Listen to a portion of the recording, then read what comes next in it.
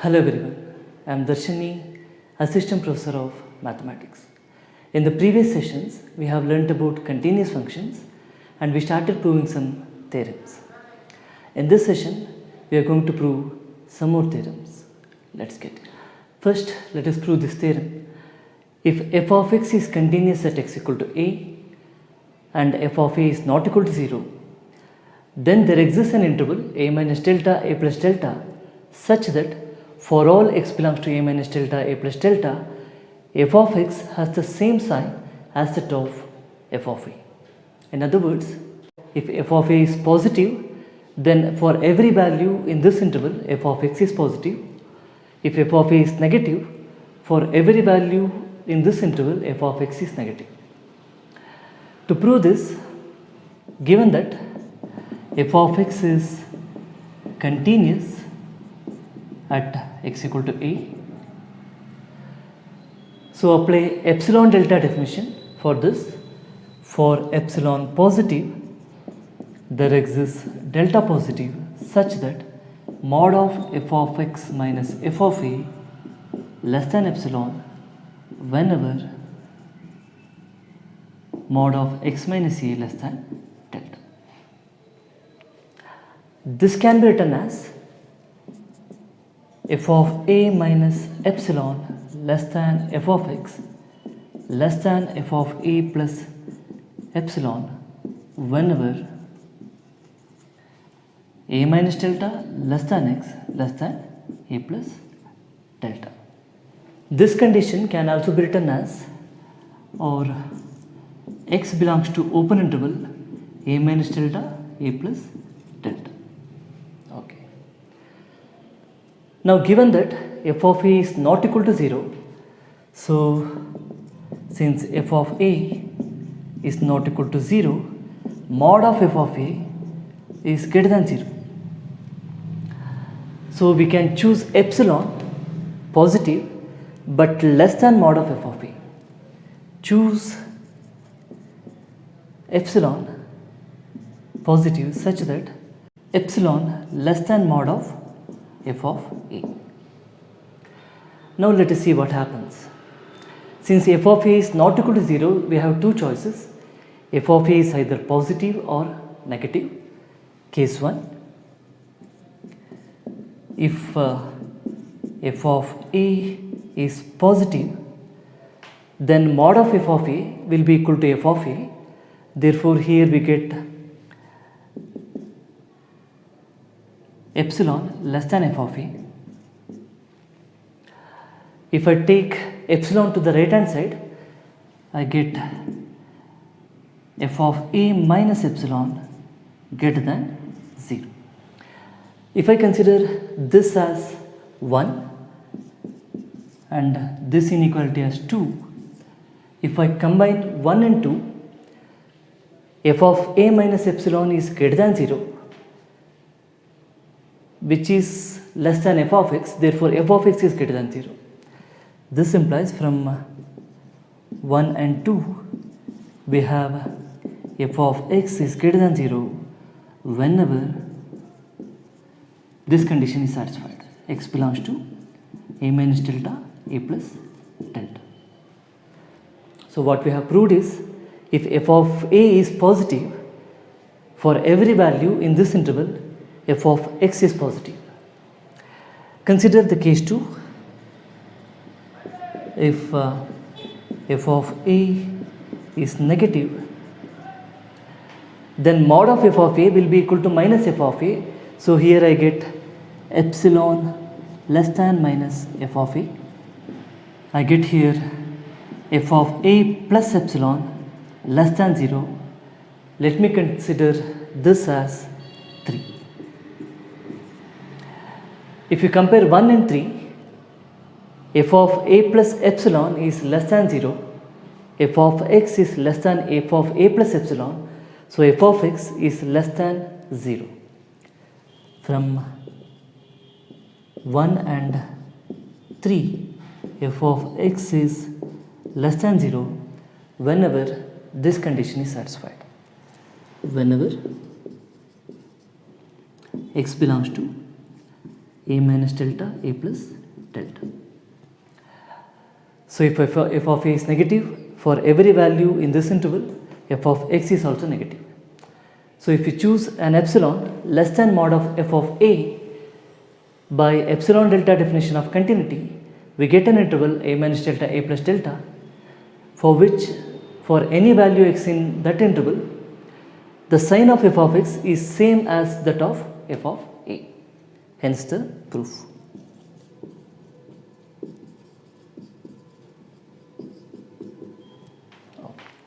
Consider one more important theorem on continuous functions. If f of x is a continuous function on closed interval a comma b, and if f of a and f of b have different signs, then f of x vanishes at least once in the interval a comma b. First, let us understand the geometrical meaning of this theorem. Consider a function f of x on an interval a b.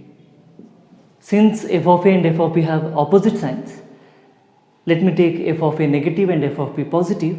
So the point a comma f of a will be somewhere here, and b comma f of b will be somewhere here.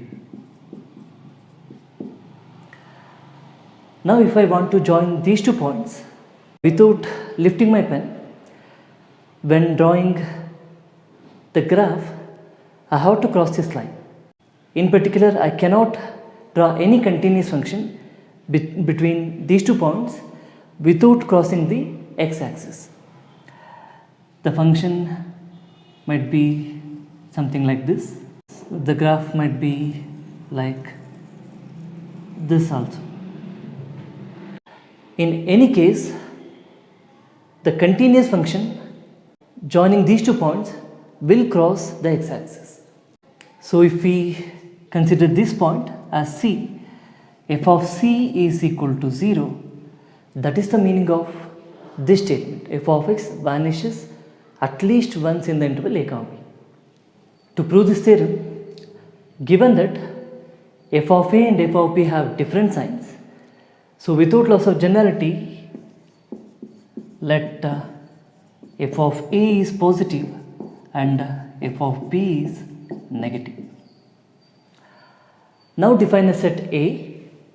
Define A as set of all elements in closed interval a comma b such that f of x is greater than 0. Okay. Clearly this set is a non-empty set. Since f of a is greater than 0, a belongs to a. Since a belongs to a, the set A is non-empty. And since closed interval a comma b is a bounded set which is bounded by b, a is also bounded above by b and bounded above by b. Since A is a set which is bounded above, supremum exists. Let me take the supremum as C. Let C be the supremum of the set A. Now we shall show that for this value C, f of C will be equal to 0. Clearly C is an element of AB. Clearly C is an element of AB. Now we are going to show that for this value C, f of C will be equal to 0. To show that f of C is equal to 0, first we shall assume the contrary and we arrive at a contradiction. Suppose if f of C is not equal to 0, we have two cases. The first case, f of C is greater than 0.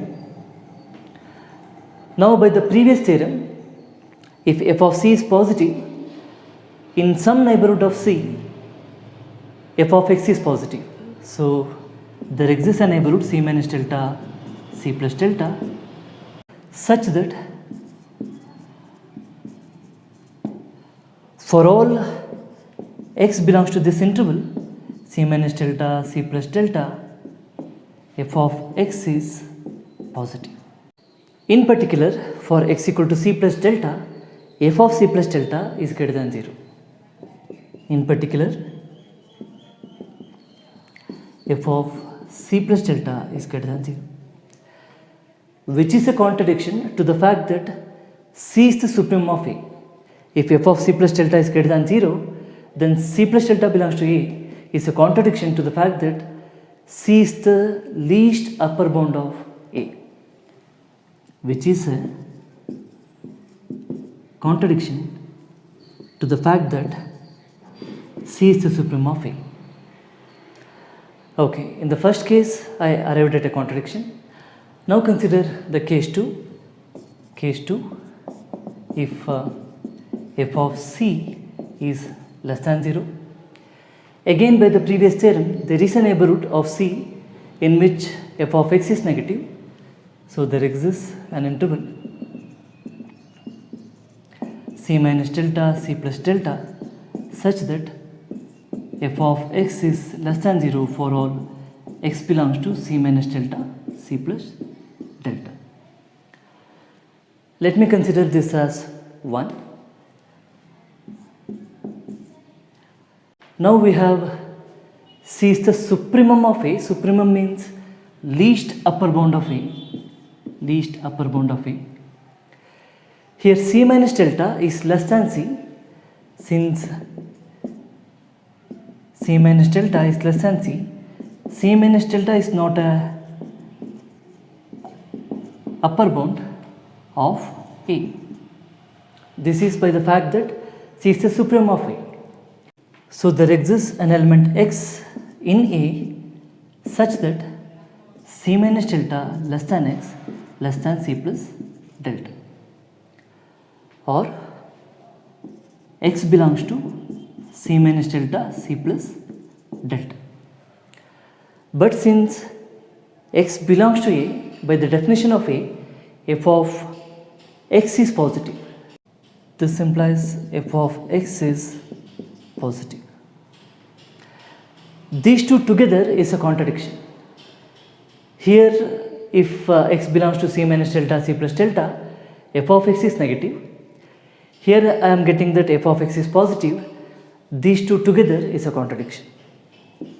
If I take this as 2, 1 and 2 together is a contradiction.